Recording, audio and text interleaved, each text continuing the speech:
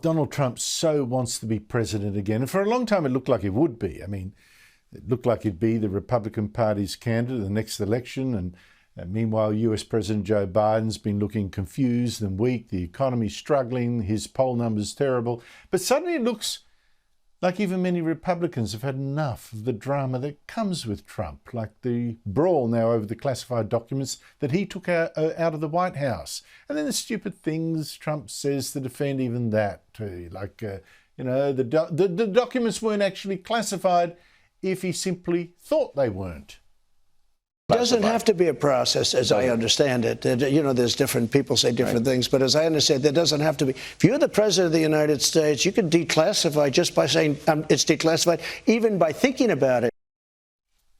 Oh, please. And now a new poll for the Washington Post and the ABC says half of Republican voters now want anyone else but Trump. Anyone else. And in a matchup with Joe Biden, he was running about even with all voters. Joining me from Washington, a crack of another Washington dawn, is Adam Creighton, always bushy-tailed, US correspondent for the Australian newspaper. Adam, I really appreciate you getting up for us. I really, really do. What has gone wrong with Trump? Well, look, it's a range of factors. As you suggested there, the polling's not fantastic. His support amongst Republicans has fallen by about 20 percentage points compared to 2020. And his candidates, his hand-picked candidates that are running for state senators in the congressional elections are not doing very well. They're struggling. And so you'd have to say if the Republicans do poorly in 6 weeks' time, that's going to reflect very badly on Trump as well. There's the fact that he's amassed more than $100 million in campaign funding, but has spent almost none of it on those Senate candidates. That's been a great source of frustration for Republicans as well. And then just as you suggested in your monologue, there's the mounting legal cases. Honestly, there's so many cases, it's easy to forget how many. There's something like 5 or 6 different inquiries, different lawsuits into the former president right now, and any one of them could land him into serious trouble. I mean, as you suggested, the Department of Justice case against him over the documents, that's looking worse and worse all the time. He road tested his key legal defence there that you just pointed out in the clip, and even his close Republican allies basically made fun of that argument. So if that's the response of them, I mean, you've got to say it's not going to look very good for a jury or a judge. Now, Adam, look, I'm so reluctant to let the Democrats win by what seems to be like, a series of a victor's justice, really, using their power of office to try and get rid of an enemy.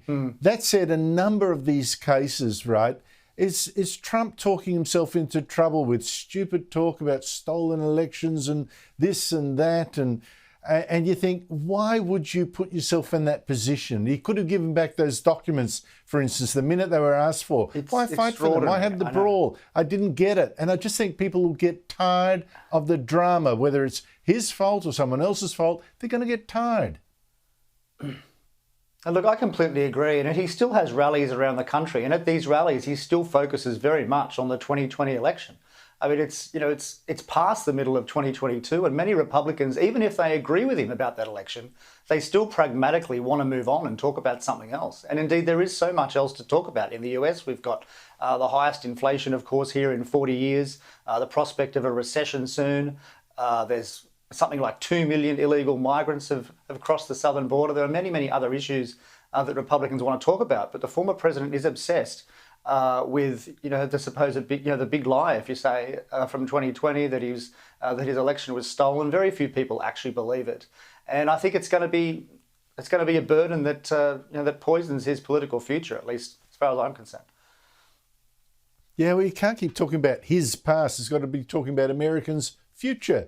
Who's his biggest rival for the Republican nomination, and why would that be? I mean, I would tip, of course, it's Ron DeSantis, the governor of Florida, or have you found someone else? Well, look, it's fair to say the Republicans have a much better bench than the Democrats do. Certainly Ron DeSantis, as you say, he is the favourite, but it's still 2 years out, of course. Most of the betting markets here give Ron DeSantis actually the top spot to win the Republican nomination, not Donald Trump, in 2024. But there's Glenn Youngkin, of course, in Virginia. There's Kristi Noem in South Dakota. There are many other young governors, and of course there's a whole gaggle of Republican senators, young senators who would like to run for president.